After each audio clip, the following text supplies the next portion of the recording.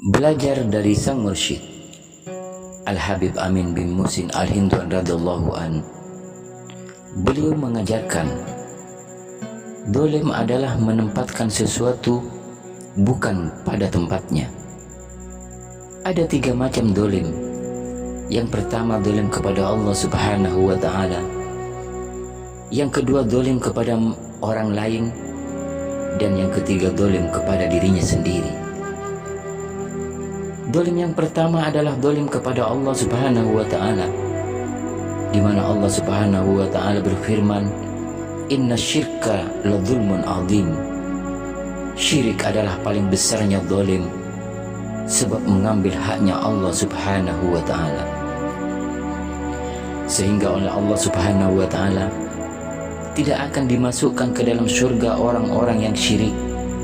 Meskipun bertobat, tak akan langsung dimasukkan ke dalam surga oleh Allah subhanahu wa ta'ala dari besarnya dosa syirik. Syirik ada 2, yaitu syirik yang samar dan syirik yang terang-terangan. Syirik yang samar seperti halnya beribadah ingin dipuji oleh orang. Syirik yang samar masih bisa ditoleransi, akan tetapi kalau terus-menerus dilakukan, akhirnya akan sama dengan syirik yang terang-terangan. Oleh karena itu, kita harus membiasakan diri terhadap segala sesuatu yang kita lakukan hanya karena Allah subhanahu wa ta'ala. Dan dolim kepada Allah subhanahu wa ta'ala tidak akan dimasukkan ke dalam surga. Sebenarnya Allah subhanahu wa ta'ala mengampuni semua dosa kecuali syirik kepada Allah subhanahu wa ta'ala. Dolim yang kedua ialah dolim kepada orang lain dan tidak akan dimasukkan ke dalam surga kecuali mendapat pengampunan dari orang yang didolimi. Orang yang didolimi adalah orang-orang yang dighaibah, difitnah, atau orang yang disakiti dari belakang, tidak dari depan. Allah subhanahu wa ta'ala tidak akan mengampuni sebelum orang yang didolimi memberi pengampunan.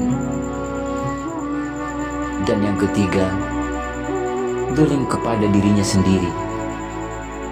Hal ini juga tidak akan dimasukkan ke dalam surga kecuali mendapat pengampunan dari Allah subhanahu wa ta'ala dengan taubat yang mencukupi akan syarat-syarat taubat.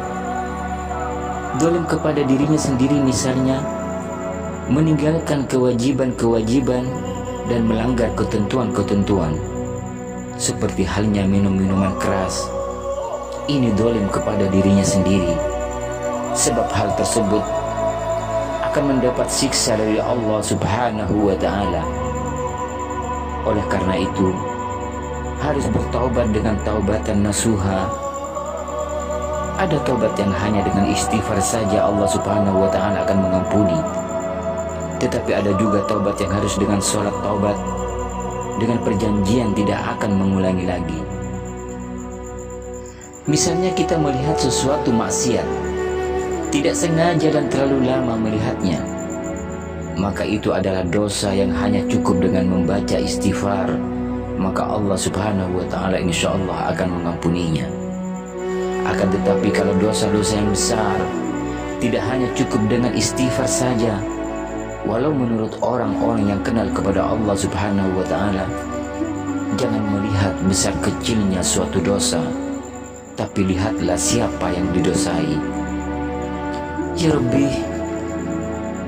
aku berlindung kepadamu dari perbuatan yang bernilai menyekutukanmu, sedangkan aku mengetahui itu, dan meminta ampunanmu dari perbuatan salahku yang tidak aku ketahui. Rabbi, jadikanlah aku selalu ikhlas dalam segala ibadahku, walau macam-macam orang menilaiku, asal engkau meridhoi dengan keikhlasanku dan kau ampuni dosaku. Munajat sang mursyid, semoga bermanfaat.